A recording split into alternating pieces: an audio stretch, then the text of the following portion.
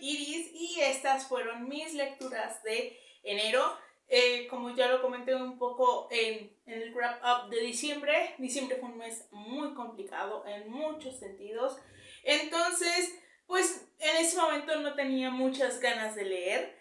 Estaba leyendo muy lento porque pues estaba yo con muchas preocupaciones, ¿verdad? Pero entonces llegó una lectura, o debería decir, llegaron 6 lecturas que me revitalizaron porque fueron la definición de evasión.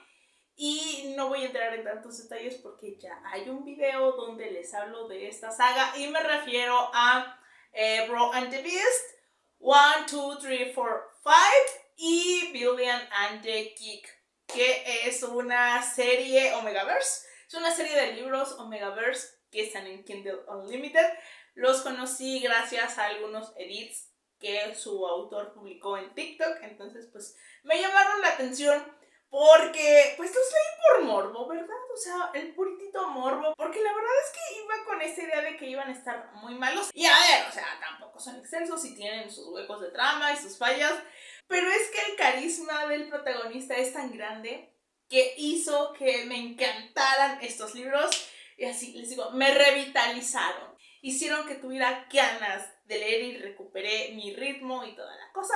O sea, fueron exactamente lo que mi cerebro necesitaba. Pero bueno, ya hablé como que mucho de lo que provocaron en mí, no de qué demonios tratan estos libros. Aunque les digo que bueno, hay un video exclusivo de esta saga. Y bueno, tenemos a Brad, quien es un chico de fraternidad. De hecho, es el presidente de la fraternidad Kappa Nu, creo que se llama. Y él es, pues, como uno se imagina a un chico de fraternidad de Estados Unidos, mujeriego, borracho, no muy bueno en la escuela, amiguero, divertido, irresponsable. Todo eso porque, pues, Brad es un chico de 22 años y tiene un hermano gemelo, Devon, que es todo lo contrario, es un ratón de biblioteca y un día están peleando por los libros porque, pues, Brad le dice a Devon, es que tú deberías salir más en lugar de estar encerrado en los libros, no sé qué. Devon se enoja, se va, y Brad pues se siente mal de haberse peleado con su hermano y dice, me voy a leer su libro favorito para vincularnos, para que él vea que me importa y podamos platicar, no sé qué, y se pone a leer esta novela de romance spicy, digámosle así, por YouTube, de una chica, Catalina, que conoce a un poderoso alfa que es Raúl. Y pues pasan cosas. Entonces él se engancha a este libro. A él no le gusta leer, pero dice que leer este libro es como ver una película en su cabeza.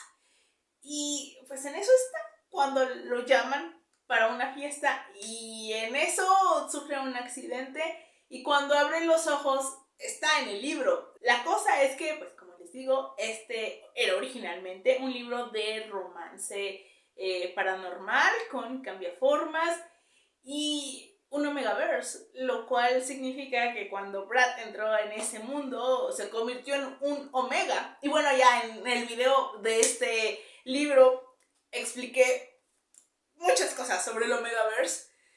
Y es una cosa muy divertida, porque Brad es súper carismático y él al inicio es como de, ¿qué onda? O sea, ¿cómo te atreves a decirme Omega? Porque siento que las portadas no muestran exactamente el físico de ambos. O sea, nos dicen que ambos son muy altos, pero es que Brad era un defensa de fútbol americano y te dicen que es así como que súper musculoso y alto y no sé qué. Es como que siento que la portada no se ve tan así, pero pues precisamente porque su complexión es muy alta y musculosa, todo el mundo se queda así como de, ¿cómo que es Omega? Y él de, yo no soy como las otras omegas, o sea, yo no me veo como una omega, yo no me comporto como un omega y es como muy divertido. En el primer libro se la pasa burlándose de los tropos más comunes en las novelas de romance spicy. El segundo sí me gustó, pero el primero creo que acaba tan alto que el segundo fue así como de, pues no me gustó tanto. El tercero vuelve a su pico Y el cuarto estuvo bien como cierre. El quinto, dos, tres. Lo que pasa es que el quinto es más como un preludio a la historia de Devon. Y solo el epílogo recupera como toda esa chispa, esa energía de los primeros libros. El epílogo vale muchísimo la pena. La bronca y lo que me enoja es que hay algo que pasa en el epílogo que en el 6 se contradice por completo. El libro 6, el de Devon, no me gustó. Voy a seguir leyendo la saga, sí, porque estoy enganchada, porque la verdad es que sí me gusta esta onda de el protagonista frío y misterioso, que no sabe expresar sus sentimientos y que huye de las emociones y que hay un matrimonio pactado y me gusta, punto. O sea, el 6 no me gustó, pero no significa que voy a abandonar la saga. Como parte de Guadalupe Reinas de Libros Difortivos, terminé leer Lolita en Teherán de Azar Nafisi. Este fue el último libro de la maratona que leí durante las fechas de la maratona. Digo porque terminé otro, pero se fue después. Este libro perteneció a la consigna del libro pendiente de una edición pasada. Y este creo que fue de la primera o de la segunda edición y la consigna original era Memorias o autobiografía. Y este fue un libro muy interesante, aunque a veces sí se me hacía un poco aburrido y sí, también entiendo, había cosillas como de la autora que era de... pero entiendo que también pues es una onda generacional. Volvemos a lo mismo, ¿de qué demonios trata? Estas son las memorias de esta autora, quien es una escritora y profesora de literatura iraní. Y bueno, en la sinopsis dice que ella hace como un club de lectura secreto con sus alumnas de la universidad para hablar de los libros que son censurados por el régimen de Khomeini. Especialmente, aunque también habla un poco sobre el régimen después de Khomeini. Y en realidad sí es eso, pero no es solo eso. Porque, o sea, sí inicia con esa parte y después nos vamos a otros asuntos. La autora lo que hace es echar la vista atrás y contar cómo fue vivir dentro del régimen del Ayatollah Khomeini, cómo cayó, nunca o sea, sí menciona un poco cómo era el régimen del Shah, porque su papá fue un preso político durante, pues, la monarquía del Shah de Irán. Que era Reza Pahlavi, creo. Dato curioso, ¿sabían que el Shah estuvo en México? O sea, en parte de su exilio, creo que en Cuernavaca o Acapulco. Bueno, entonces sí mencionan un poco cómo era el régimen con el Shah, porque su papá fue un preso político, pero en realidad se centra en, bueno, ya cayó el Shah. ¿Qué va a pasar aquí? Y es este tiempo de cambio, el cómo el régimen del Ayatollah pues está en el horizonte y todo el mundo tiene miedo, pero los más conservadores dicen, no piensen que nos vamos a alejar de Occidente, que vamos a abrazar lo que verdaderamente es el pueblo, y cómo todo empieza a radicalizarse en la universidad.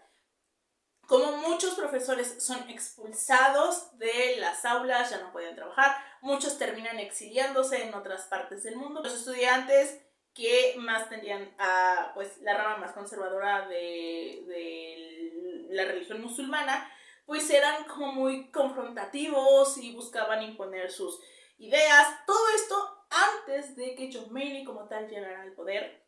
Y cómo llega Khomeini al poder y qué pasa cuando se instaura la Sharia. Y cómo los derechos de las mujeres o de las minorías, en otros casos, siempre son los primeros en ser eliminados, y cómo muchas veces, además de que se les quitan los derechos a las mujeres, se espera que ellas lo acepten amablemente y casi lo agradezcan, ¿no? Este cambio, la obligación de portar un velo, habla por ejemplo ella sobre que su abuela, cuando estaba el Shah, estaba prohibido el velo y ella se rebelaba porque era su decisión portar un velo, y entonces se instaura el régimen de Khomeini y la abuela dice, oye, es que ¿qué pasa? O sea, yo no quiero que todas las mujeres estén obligadas a usar el velo, quiero que quienes lo usen sea su decisión.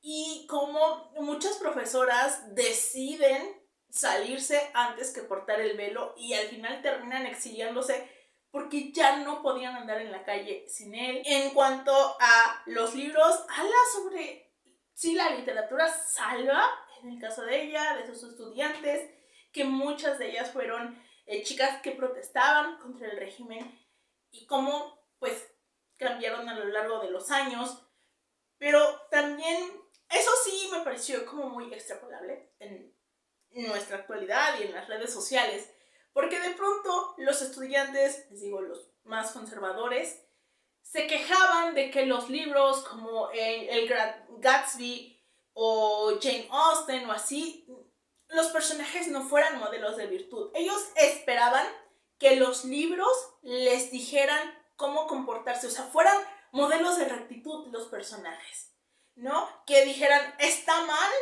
ser infiel, está mal esto, y se quejaban mucho de Gatsby, de cómo es posible que Gatsby haga esto y aquello, y la autora pues habla sobre que ¿por qué tienen que ser unos personajes perfectos? ¿Por qué tienes que esperar lecciones morales de un libro? Y les digo que eso es un poco extrapolable porque lo ves en TikTok, en Twitter, así como de, es que este personaje, es que de pronto surgió ahorita con la onda de Poor Things. O sea, ¿por qué están romantizando esto? Porque, y a veces no están romantizando nada, solo que la gente no puede hacer un mínimo de análisis y que si no le dicen explícitamente y en negritas y en mayúscula que eso está mal, entonces creen que su autor o autora está validando esa conducta y está diciendo que así es como se deben de comportar. Les digo, es un libro interesante en toda esta parte del contexto histórico. Sobre todo vemos que hace unos meses pues hubo esta revolución, pequeños conflictos en Irán por el velo y la policía de la moral. Entonces pues aquí está un poco de cómo surge todo eso. Pero también la autora hace mucho análisis literario, pero sí se vuelve un poco repetitivo y pesado. También terminé Los Extraordinarios de T.J. Klune, porque les digo que yo andaba en esta onda de algo divertido, algo ligero, y este libro lo fue. Y aquí tenemos a Nick, quien es un chico que tiene un trastorno de déficit de atención y escribe fanfics, y su madre murió un par de años antes, entonces esto trajo mucho desajuste a su vida y a la de su padre, quien es un oficial de policía, y pues como que fue una época convulsa para ambos, pero ya, la resolvieron y están como tratando de comunicarse mejor y toda la cosa. Y Nick escribe fanfics de estos de fulanito / lector, porque él tiene este crush de aquellos con Shadow Star, que es uno de los dos extraordinarios que hay en su ciudad y un héroe. Entonces él está así como que, oh, estoy enamorado, y escribe pues un fanfic donde él siempre lo salva, claro, con otro nombre, pero pues es obvio, ¿no? En este crush, él siente que tiene que convertirse en un extraordinario porque así podría ayudar a su superhéroe favorito y además solucionaría otros problemas. Así que le pide ayuda a sus amigos, especialmente a su mejor amigo Seth, para que cumpla este objetivo. Antes de empezarlo, sí me preguntaba si TJ le daría una cierta personalidad al propio fanfic, o sea, como que estuviera marcado y no se notara que era la misma persona que uno estaba escribiendo, y creo que sí lo logra. Las partes de fanfics que integra este libro, que tampoco es tanto, sí se siente como algo escrito por un adolescente, y el resto, ay, miren, lo que me pasó con este libro es que es muy divertido. Me la estaba pasando súper bien. Sin embargo, sí tiene una cosilla que baja un poquito mi emoción, aunque claro que lo disfruté. Va a haber una reseña de este libro para que me explaye un poco. Y es que, uy, sí, me deja esa sensación como de que pareciera propaganda de la policía de Nueva York. Porque Ciudad Nova es obviamente Nueva York. Y es un retrato súper favorable a la policía. Antes de empezarlo vi que pues sí tenía esas críticas en Goodreads y dije, bueno, pues está bien, como que lo tendré en cuenta. Y cuando vi que el papá de Nick era policía, dije, bueno, pues a lo mejor viene por ese sentido. Pero es que conforme más avanza la trama, más se siente eso. Incluso hay una escena que busca ser súper emotiva, pero de verdad, si la pasáramos como a una película o una serie, habría una bandera gringa ondeando. Un primer plano, aunque estuvieran en interior, de alguna manera esa bandera gringa estaría ondeando, porque así, y todos con miradas intensas y agarrando sus placas y así. Entonces fue como que lo que no me gustó de este libro. El resto me pareció muy divertido. A veces Nick sí me desesperaba y decía, bueno, ¿este chico tiene 16 años o 12?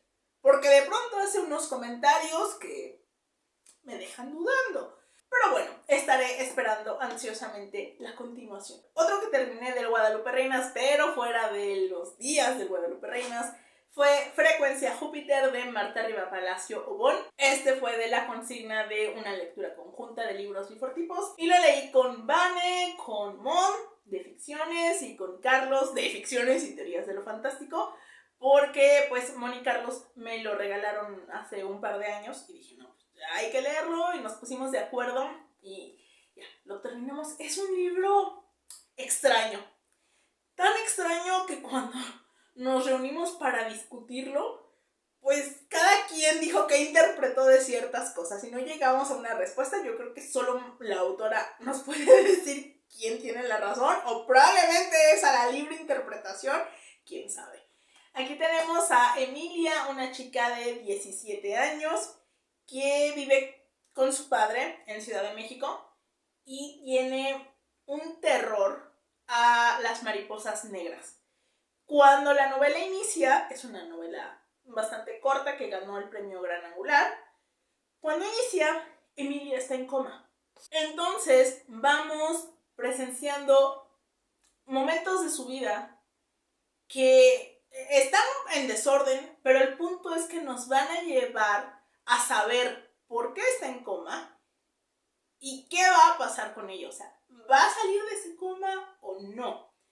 Y bueno, les digo que es un libro bastante extraño. Hay dos libros de Marta Rivapalacio que he leído que me parecen muy extraños. Es Orfeo y este. O sea, no digo que eso sea malo, pero sí que a veces me deja sintiendo que no termino de entenderle. El libro toca el tema de los feminicidios en México y lo hace de una manera en el que no solo te mantiene en tensión, sino que deja claro, sin ser explícito, el horror de todo eso y del miedo que se llega a sentir siendo mujer. Vane nos pasó un trabajo, es que no sé cómo catalogarlo, un trabajo que hizo Jo, dejó entre letras, sobre este texto y pues, el manejo del feminicidio en la literatura juvenil, me parece que era el texto, y ahí lo tengo pendiente porque siento que sería una buena manera para terminar de cerrar este libro. O sea, sí me gustó, quiero que eso quede claro, pero también es un libro extraño, que de hecho cuando lo terminé no lo marqué terminado al momento porque dije, necesito como que masticarlo, necesito digerirlo, saber qué es lo que acabo de leer. Y un consejo importante, este libro está en formato audiolibro, pero basándome en lo que discutimos aquí en grupo, el formato audiolibro no es lo mejor porque, verán, el texto incluye algunos tweets, como aquí, a ver si se ve, sí, tweets o cosas que vienen en formato de código. Igual estoy diciendo una cosa muy tonta, perdónenme, no estudié informática, y eso en el audiolibro no se entiende. Entonces es mejor en formato texto. Como les dije, enero y diciembre fueron meses muy complicados, entonces sí andaba yo muy ansiosa.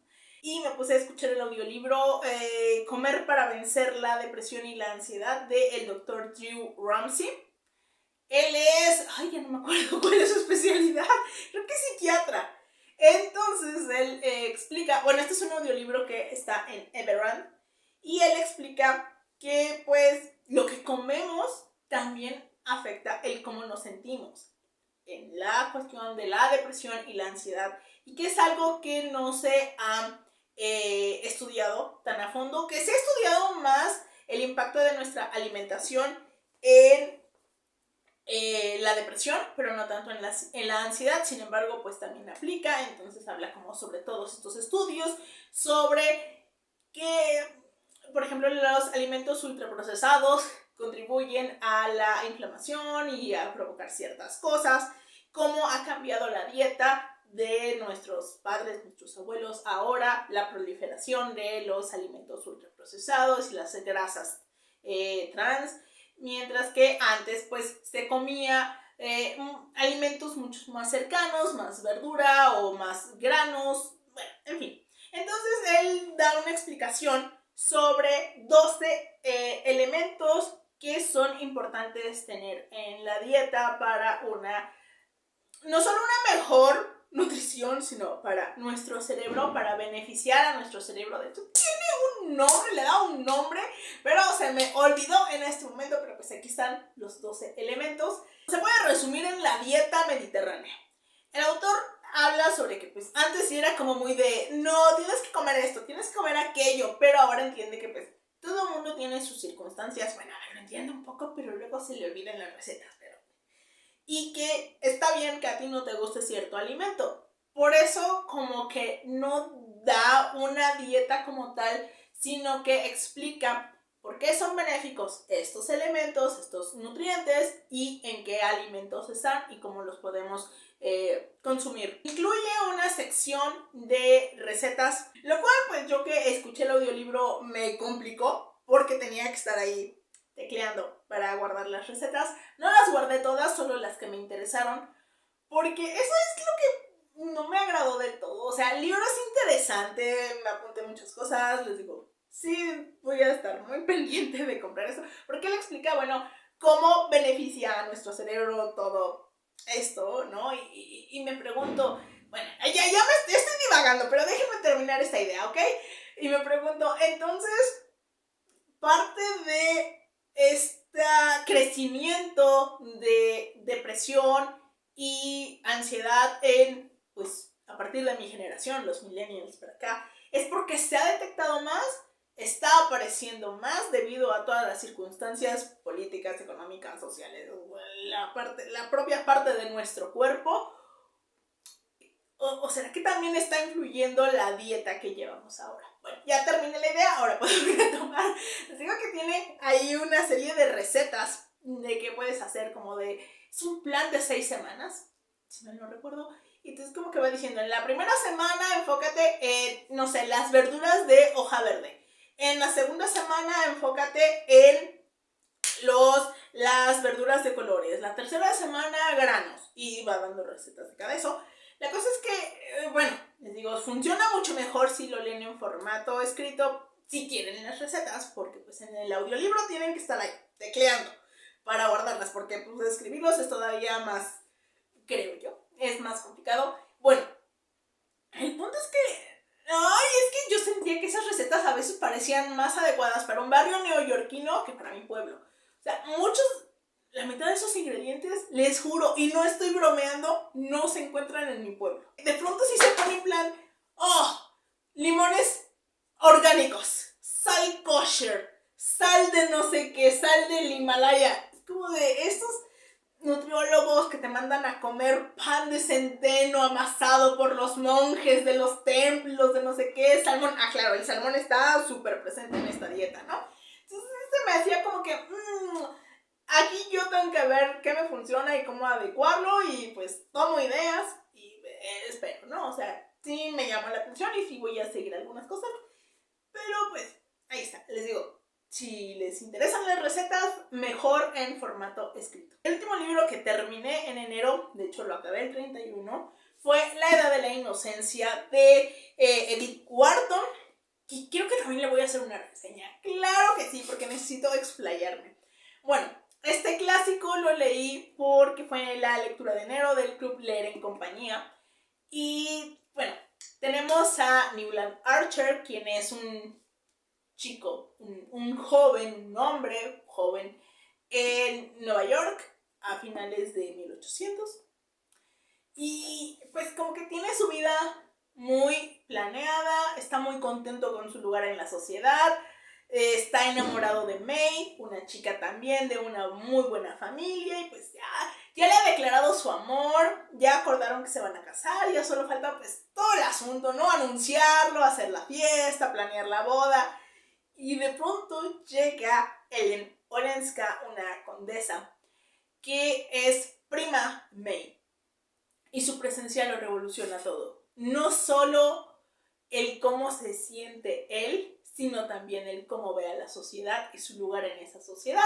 Y también revoluciona un poco esa sociedad, ¿no? Porque ella viene con otra mentalidad. Ella abandonó a su marido, o sea, pidió el divorcio, y todos están escandalizados porque aunque ella, como dice, pues no es católica, el divorcio está aceptado, pero de ahí aceptado, a bien visto, hay un tramo. Entonces todo el mundo está así de, ¿cómo que se divorció? ¿Cómo que dejó al marido? No, pero sí, aparte como que las circunstancias son un poco extrañas, pero ellos son de la idea, o sea, esta alta sociedad neoyorquina son de la idea de que el matrimonio es para siempre, y ella tenía que haber aguantado hasta el último día, hasta el día en que enterrara a su marido.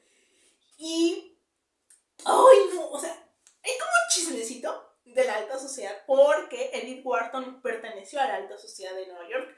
O sea, como que sí tomó muchos elementos de su vida en esto para mostrarnos esta sociedad que se la vive aparentando, que antes muertos que aceptar lo que pasa en sus casas, porque se la viven fingiendo, revisando el pedigrí de todos sus vecinos. O sea, yo decía, bueno, ¿estos de qué pedigrí hablan? ¿De su perro o del vecino? Porque en serio se la pasaban como, oh, es que fulanito de tal y hizo esto, pero bueno, es que pertenece a tal rama de la familia que no es la mejor rama de la familia, porque no son los de tal, sino son los de acá, y así se le pasan. Y aparte hay un montón de anhelo. Es un libro triste en ese sentido, porque hay un montón de anhelo entre los personajes, porque la sociedad dicta muchas cosas. Newland de pronto, o sea, sí cuestiona esa sociedad y lo que se espera de las mujeres. Tiene una parte en donde, ay, no me pidan citar. O sea, sí lo tengo aquí marcado y todo, pero no me pidan citar porque de verdad no, se me olvidó. Pero dice, bueno, y que ella no tiene este derecho, ella no tiene esta capacidad de hablar sobre cómo moldean a las mujeres para que sean esposas. O sea, como que los padres hacen, ¿cómo explicarlo?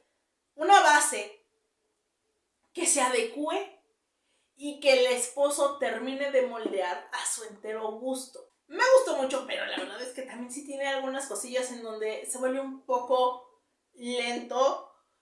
Y, o sea, tiene escenas en donde entiendo por qué están ahí, qué es lo que quiere construir Edith con eso, pero al mismo tiempo es como de, pero avanzale un poquito, Edith, por favor. Y ya, no en cuestión de libros, pero leí el tomo 6 de Haikyuu de Haruichi Furudate, porque pues se acerca la película, que en realidad se va a estrenar en Japón, y en teoría faltarían 6 meses para que salga el Blu-ray y puedan subirlo a internet.